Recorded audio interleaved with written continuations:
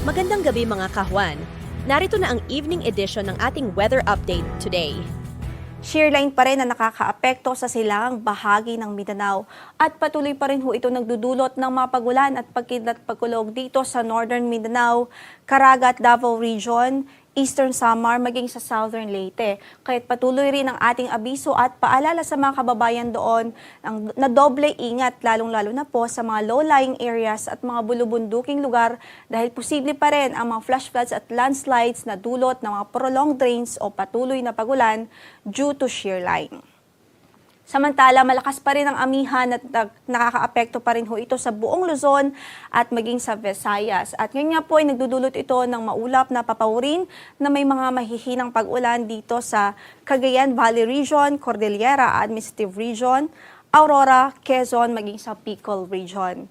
May mga pag-ulan ring inaasahan dahil sa amihan dito sa Eastern Visayas o sa natitirang bahagi pa ng Eastern Visayas. Sa natitirang bahagi naman ng Luzon at Mindanao kasama ng Metro Manila, posible tayo makaranas ng mga isolated o pulo-pulong mahihinang pag-ulan na dulot ng amihan any time of the day po yan. Mapapansin din ho natin ang unti-unti o patuloy na pagbaba ng temperatura sa malaking bahagi ng bansa, lalong-lalo na po yung mga matataas na lugar. At ngayon nga po, base sa ating pagtaya, likely magpapatuloy ang maulap na papawirin na may mga mahinang pag-ulan sa eastern section of Luzon by tomorrow. Then the rest of Luzon, including Metro Manila, isolated light rains pa rin ang mararanasang panahon hanggang bukas dahil sa amihan.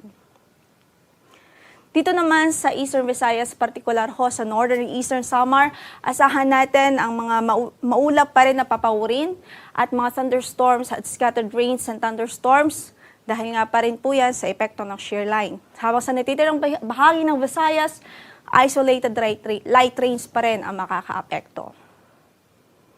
Dito naman sa Northern Mindanao at Caraga Region, maging sa Davao Region, posible po na magpatuloy ang mga pag-ulan hanggang bukas, habang sa natitirang bahagi ng Mindanao, localized thunderstorms ang makakaapekto. Samantala, narito naman ang mga lugar na nakataas ang ating gale warning.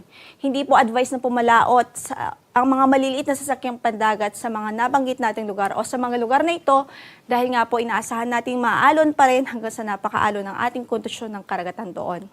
Dito po sa seaboards ng Southern Luzon, Eastern seaboards ng Visayas at Eastern seaboards ng Mindanao, sa Western seaboard ng Southern Luzon at maging sa Western at Central seaboards ng Visayas.